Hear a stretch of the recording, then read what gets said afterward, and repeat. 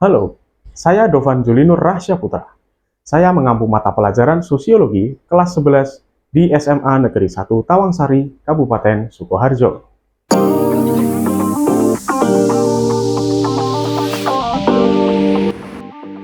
Materi yang kami bahas saat ini adalah mengenai kelompok sosial, yang bertujuan agar peserta didik mampu untuk menjelaskan dasar pembentukan kelompok sosial, perilaku kolektif, dan ragam kelompok sosial, beserta dengan dinamikanya dalam kelompok sosial.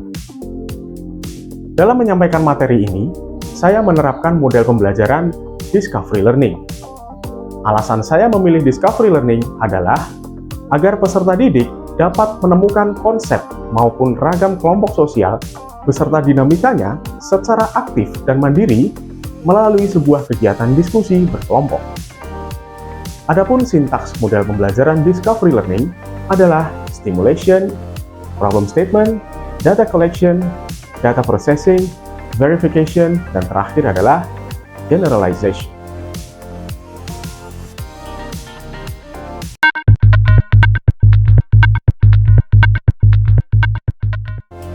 Pertama, tahap stimulasi dimulai dengan memberi peserta didik pertanyaan-pertanyaan terkait dengan alasan mengapa individu hidup berkelompok.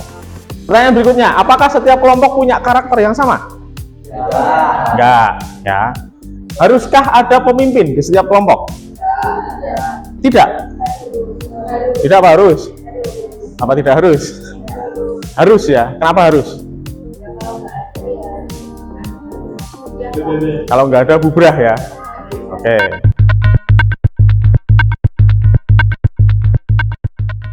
Pada tahap identifikasi masalah, peserta didik diberi tampilan contoh-contoh kegiatan yang dilakukan secara berkelompok, seperti perlombaan, pertandingan game online, dan beberapa perilaku kelompok lainnya. Gambar permainan apa nih? Rakiak ya. Jumlah pemain yang dibutuhkan berapa sih untuk bisa memainkan ini?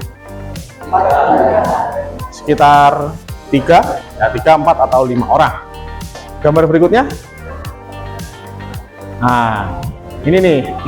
Familiar ya dengan gambar ini ya? Oke, lanjut ke pertanyaannya ya. Untuk bisa memainkan ini jumlah pemainnya berapa nih? 10 ya dalam satu pertandingan yang dibagi ke dalam 2 tim. Oke.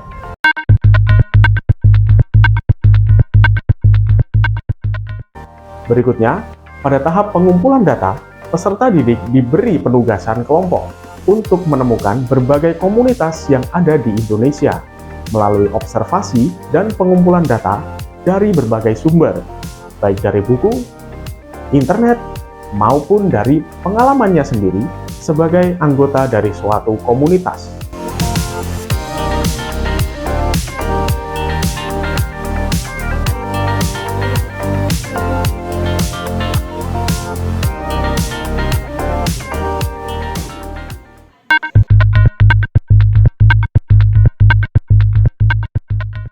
Pada tahap pengolahan data, peserta didik berdiskusi untuk memberikan analisis terkait dengan komunitas yang akan dibahas. Analisisnya meliputi identitas dan latar belakang pembentukan kelompok atau komunitas, tujuan pembentukan komunitas itu, kegiatan yang dilakukan komunitas tersebut, serta analisis komunitas yang sedang dibahas terkait dengan ragam kelompok sosialnya.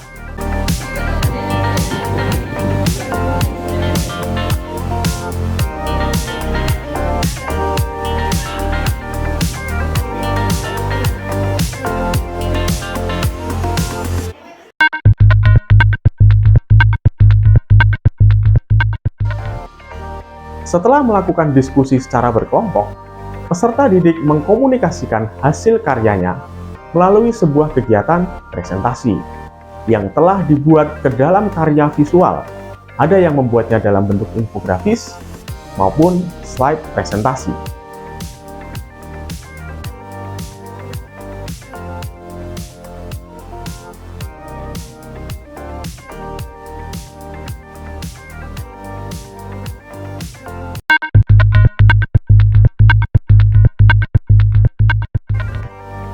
Terakhir, pada tahap penarikan kesimpulan, peserta didik kami ajak untuk bermain kuis yang sederhana dengan bantuan wordwall.net yang kami beri nama frasa yang hilang. Pada permainan ini, peserta didik harus menjodohkan petunjuk dengan frasa yang paling tepat mengenai konsep kelompok sosial.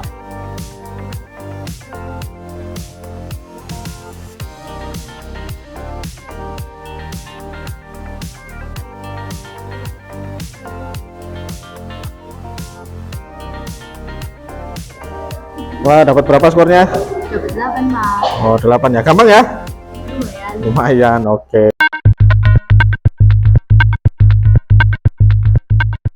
Pembelajaran kali ini menyenangkan dan juga menambah wawasan. Ternyata komunitas-komunitas itu terbentuk karena hal-hal unik. Contohnya Pandawara Group yang terbentuk karena kesadaran anggotanya akan kebersihan lingkungan sekitarnya. Dalam pembelajaran kali ini sangat menyenangkan, memberikan wawasan kepada saya. Ternyata komunitas di sekitar itu sangat banyak dan memberikan manfaat kepada masyarakat. Demikian tadi adalah uraian mengenai pembelajaran sosiologi yang kami lakukan di kelas 11 pada materi kelompok sosial dengan menerapkan model pembelajaran Discovery Learning. Terima kasih.